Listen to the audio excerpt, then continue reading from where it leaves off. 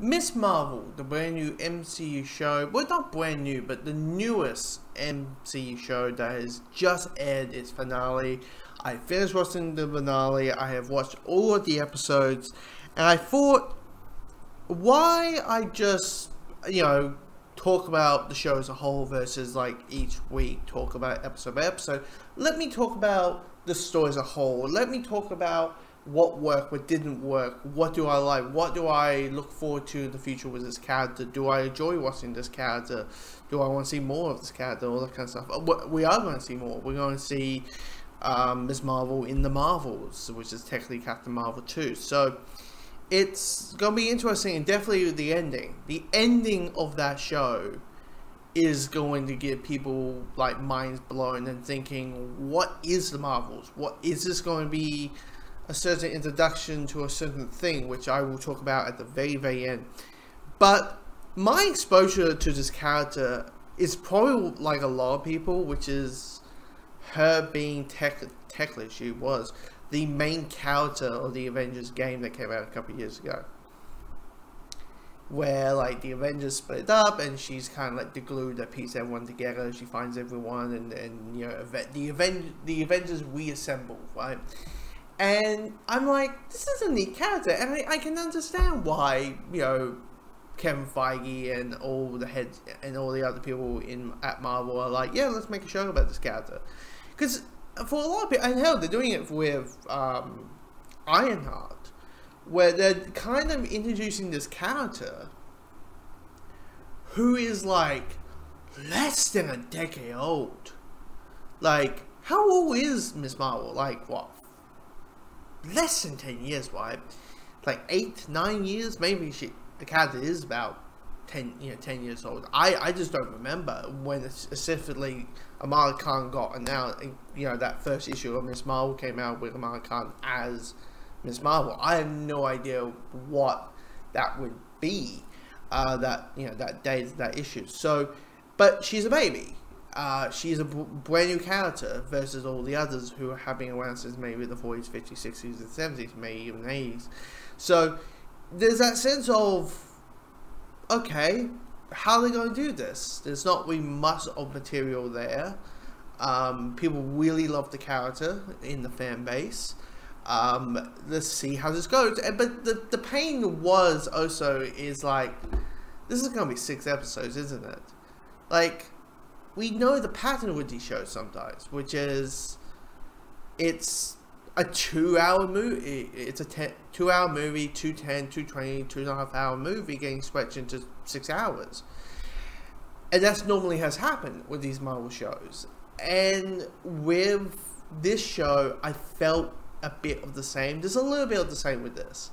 Because, like, at the beginning, I was on board, but, like, in episode 1, I felt like the whole rapid pace, Kamala's machination kind of going rapid fired.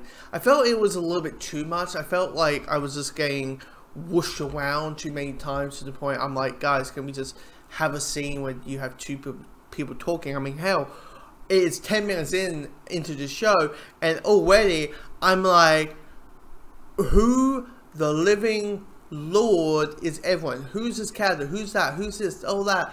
I'm like, can we just have a breather? Let's have like, what's the episode out, the particular episode about? How we're going to start the show, versus just like rapid pacing, and it felt like it was cool. It was starting to be creative just for the sake of being creative for me personally. I wasn't really a big fan of it. But then, like, when it kind of stopped and slowed down, I was kind of getting into it, Avengers Con and the bracelet and the interaction with the characters, and I was really into it. I really enjoyed the dynamic of Kamala's family. Definitely when, like, Bruno's, like, about to leave, but Kamala's mother's like, oh, I'll give you something to eat. It's like, oh, no, I guess so, just something to eat on the way, or just, so when you get home, something you can put in the microwave. Here comes like 10 meals in a bag. You're like, that's not a snack. That's not a, I'll have you some leftovers so you can cook it in the microwave. That's the week. That's the entire week, which is just like, hilarious, and the connections and the interactions between the family members I quite like. But when we go to episode 2, it felt like the story was going forward, but at the same time kind of holding it back a little bit. Where, like as I said, I love characters talking. But, like, episode 3 had, like, 3 scenes, which are literally the same conversations, but with different characters. Like, Kamala is having the, you know, it's not, you know, good isn't who you are, it's what you do speech, which is from the comics, I assume, because the Avengers game took that as well, took that line. She had that speech with the rabbi, and then she has the same bloody speech in like 10 minutes in with her mom. Like, literally the same type of speech or conversation. I was like, pick one or the other. Pick one or the other. Choose one. You're going to have that one or that one. Just so you have better pace. There's a sense of flow towards it. The interesting thing about this show is also that you thought, you know, it started with, oh, we have our villains. We have these characters who are from a different dimension, which, honestly, like, in this case, it is the one villain with a bunch of henchmen. But I found this one villain to just be, their motivation is their character. It's like the typical Marvel problem, villain problem, you may say, where the villain are there to help the journey of the hero, or whatever that is, if it's just reaching a certain goal, or them becoming who they are, which in this case would be Kamala Khan becoming Ms. Marvel. It felt like that for me personally. It felt like that, where it's just like, okay, your whole motivation is you need to get home. I get that, and you're happy to do whatever you want, but it just felt like you're not that well developed. It just felt like your motivation was just your character, which is, you know, there's not much depth, there's not much feel towards it. The performances are great, the special effects are great. You know, the changes that they made it from the comics, which is like, you know, her powers are from a wristband versus her being a inhuman and able to, like, literally just be Mr. Fantastic, you know, with the switchy powers. But I wouldn't be sure that's the reason they changed her powers. So you have, like, Wee Witches who can switch, who also, Miss Marvel who can also switch. So a little bit, like, have a sense of, you can have this, but we need to find out, like, a different way of how to do it. But because my experience of the character is just the Avengers game, I kind of, like, okay, like, you know, the comics are the comics and the MCU is the MCU. It's two separate things. It's adaptation to one media to another. And also you got Mr. Fantastic around the corner, so with Fantastic Four, so naturally you might want to have the whole thing of two characters who have switchy powers. How do we make one a little bit different than the other so it doesn't become a little bit like, oh, we saw that. Well, she said we'll do this and then we'll do that and all that. Maybe one of the best, like, comic translations into suit-wise and all that. But here's the thing, there's a lot of things I really love. Episode 5 I found was fantastic. The finale, like, here's the weird thing about the finale. The comic complaint with the Marvel shows have been, like, the finale always feels rushed. Like, they're just wrapping things quickly, trying to tie everything into a nice little bow, and it just feels so rushed. It doesn't feel rushed with this episode. It doesn't feel rushed. And maybe because we know that there's more to come. Like, we know we're going to see this character again in another movie, so we kind of feel a little bit more ease with it. But the only criticism I have with the finale is that there's kind of a little bait and switch going on. There's a bit of, oh, this character was X, but 30 seconds ago, this character is now this. Like, it's a little bit like, whoa, where does this come from? But the rest of it, like I said, that little hiccup there, I found the episode just really well put together, really joyful. Of course, there was the massive, oh my god, moment at the end. And I'm not talking about the spoiler, Captain Marvel shows up in the post-credit scene.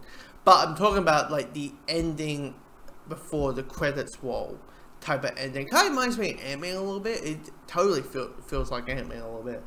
But for me, I found the final episode really well handled together. And here's the thing, there are things that I really enjoy. I really enjoy all the family stuff, even though there might be some couple of scenes I would easily cut out. The Bollywood wedding type dance is fantastic. The action sequences are fantastic. The acting is fantastic.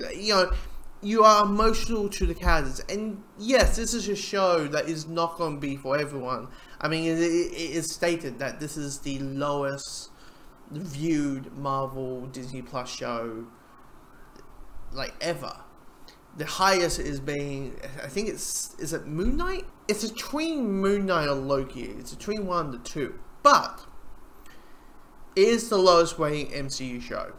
And the thing about it is, I think it's this classic thing. If you're a fan of the MCU and you are in your 30s and like you're happy with Spider-Man, but because Spider-Man acts like a teenager, but at the same time he acts slightly a mature teenager, while Kamala Khan acts like a 100% fangirl teenager, and it kind of feels a little bit skewed to a younger demographic, and yeah, that might not appeal to you. So this show might not be for you. But I enjoy all the character dynamics. I enjoy the story. I mean, the Red Dagger stuff, I won't lie, that I was like, okay, like we're getting information, and the fight scene between like Amara and what's the guy's name? Milo. I found that was completely unnecessary. Just do the classic of, oh, you got the whisk power. Well, I can trust you now, kind of thing. I didn't felt like you needed action sequence there a little bit, but I found episode 5 will probably be the best one, just for those like 25 minutes, those first like 25 minutes of the episode where you're like, oh my god, this is powerful. The music swelling up. The music is just bowling out, and hitting with every emotion, and you're like, oh my god, this has happened in history outside the superheroes, of course, and that. So do I recommend the show? Yeah, give it a shot, see if it's for you. If not, you probably will be introduced to the character in the Marvels, and I don't think it's going to be that much of, if you don't watch Miss Marvel, you won't understand this character. I think it's going to be a situation of, if you want to know more about the character, here's this show. I think it's going to be a little bit of that. They're kind of going to give you a little bit of a recap of who this character is, and talk about the bracelet, to talk about X, Y, Z. Anyway, so I'm going to talk about like the ending. I'm going to talk about the final scene, the big reveal. In 5, 4, 3, 2, 1. They mention mutants for the first time in the MCU. But in the MCU's 616, this is the first time they have mentioned mutation, where Bruno says, I've been kind of trying to find the language thing, and I'm trying to find, some kind of, link, and it's, your family doesn't have any link of why you have done the things you've been doing recently with all your powers. There's like something in your genes. It's like there's a sort of mutation. And I was like, no way, no flipping way. I was like, I literally freaked out. I was like, mutants! They mentioned mutation. I would not be shocked that the Marvels is diving into that, finding out, okay, what does that mean? I mean, we know what that means. It's we all know what that means. But in the context of how they introduce mutants, because that's been a question ever since they, Disney bought Fox. It is, how the hell are they going to introduce mutants into the MCU? And they just said, Miss Marvel is not an Inhuman, she's a mutant. And it's kind of a sense of coolness. It's a sense like, oh my god, this is awesome. And here's the thing, hey, Comic-Con's next week. You never know what they're going to announce. Ooh, I just realized, what if the Marvels like mainly the plot is her finding out about her being a mutant, what it means, her genes, and how mutants are introduced in the MCU. That's going to be a really interesting thing to see. Maybe Damage Control. Like, you know, you got the one Damage Control agent, and she's like, I got harmful individuals, I got, you know, harmful individual. Maybe she knows. Maybe she knows these guys are mutants, and we've been hunting down mutants secretly. It'll be interesting. I'm wondering if the Wanda thing is going to be a thing. Because you don't... Here's the thing. I will say this. You don't pull a mutants card outside just mention a mutation, and if you know, you know kind of thing. You don't pull the mutants card showing, like, you know, claws coming out, or saying the word, or introduced to the new Professor X, or the new Wolverine, the new Cyclops, or the new Jean Grey, or the new whoever, new Beast, or whoever, or the Dark Phoenix. Hell, maybe, you know, maybe the big phase is the Dark Phoenix. Maybe phase 4, 5, 6 is the Dark Phoenix saga. Boom, boom, I got you there. Because you think about it, the Dark Phoenix saga is more of like an Avengers story than an X-Men story. Just want to put it out there, but you can kind of slightly make it X-Men centric. I know I'm going overboard, but now I'm just thinking possibilities they could go in. I mean, here's the thing. The mutant hatred thing, like, they have a possibility to explain something that the comics have never tried to do. And that is why mutants bad, Avengers yay. You know, because it's just people with powers. What's the difference?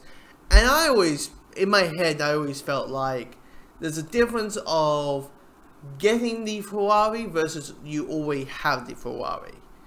It's a sense of the difference between like a Spider-Man or a Fantastic Four or Captain America or a Hulk or whatever, is that these people were like us, like regular Joes, that became special. There's a difference of becoming special versus you were already special. And I always felt that might be a good way to play on that. And now, like, Marvel's listening and they're like, Jesus, dude, you're a genius. I don't know. That could always be the angle. It could go.